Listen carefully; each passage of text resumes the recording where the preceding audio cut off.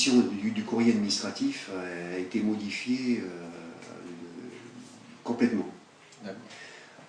Arrivé ici à l'école en 2008, j'utilisais beaucoup le cahier de service, ou on l'appelle aussi le cahier de transmission. Bon, le souci avec le cahier de transmission, on reçoit le courrier soit par la poste ou par internet, il faut le photocopier, il faut le mettre dans le cahier. Les enseignants dans les classes n'ont pas le temps de lire ce cahier, donc ils signent rapidement. Parfois, ce cahier était bloqué dans les classes, donc après il a fallu que je le cherche dans toutes les classes où se trouvait ce cahier. Avec la venue du numérique, j'ai créé des listes de distribution et grâce à ces listes de distribution, je transfère tout le courrier venant de différents services, venant de la mairie, venant de la DANC, de l'inspection, de l'ABES, je transfère dans les boîtes mail provinciales de mes collègues. Certains au début étaient réticents, mais l'idée à la base était... cette forme d'organisation, au départ, elles étaient toutes d'accord, mais elles étaient réticentes, c'est pour l'utilisation du webmail provincial, et puis la création d'une règle pour pouvoir lire le courrier chez elles. Elles n'étaient pas à l'aise, disons, voilà, avec ces démarches, avec ces pratiques. Quoi. Voilà, avec ces pratiques. Mais à la longue, à force d'expliquer comment il faut faire, la création, comment créer une règle de transfert vers la boîte mail personnelle, donc, ce qui permet de lire le courrier chez soi tranquillement. La majorité, 100% des enseignants de cette école trouvent que c'est très bien de pouvoir disposer du courrier grâce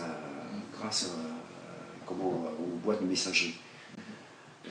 Elles ont le temps, donc elles peuvent lire le courrier quand elles veulent, donc il y a une certaine souplesse.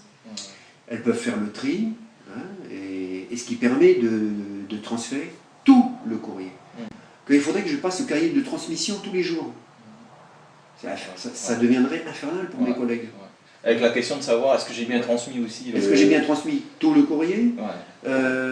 Est-ce que tout le monde a bien signé? Est-ce que le cahier n'est pas bloqué quelque part dans une classe? Est-ce qu'elles ont bien lu tout le courrier? Non, c'est pas possible. C'est ingérable. De plus, en transférant le courrier, il y a toujours une trace dans mon ordinateur, comme quoi le courrier a bien été transféré dans les boîtes mail provinciales de mes collègues. Tu m'as dit que tu rajoutes aussi quelques petits mots des fois, ou lorsque tu attendais un retour de tes collègues par rapport à ce courrier-là, ça te permettait de... Pour chaque courrier, en général, je rajoute un petit mot, donc attention au délai, donc je mets la date, à titre d'information, le troisième paragraphe est intéressant. Donc, je lis le courrier et je les aide un peu à analyser le courrier ou à faire le tri justement dans ce courrier. À la langue, à force d'expliquer, patiemment, hein, toujours la disponibilité du directeur, à force d'expliquer patiemment et tout. Tout le monde maintenant utilise la boîte mail provinciale pour lire le courrier, tout le courrier venant de nous. Je pense que ça a pris quoi, 2 ans, 3 ans? Ça a pris quand même 2 années. 2 bonnes années pour que tout le monde ait pris de bonnes habitudes justement pour lire le courrier.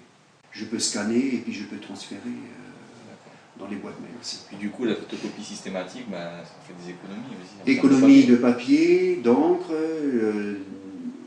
des fois je rajoute un petit commentaire dans les messages qui sont transférés. Attention à votre responsabilité environnementale, parce que bon, il ne faut pas imprimer, quand c'est pas nécessaire, c'est pas la peine d'imprimer.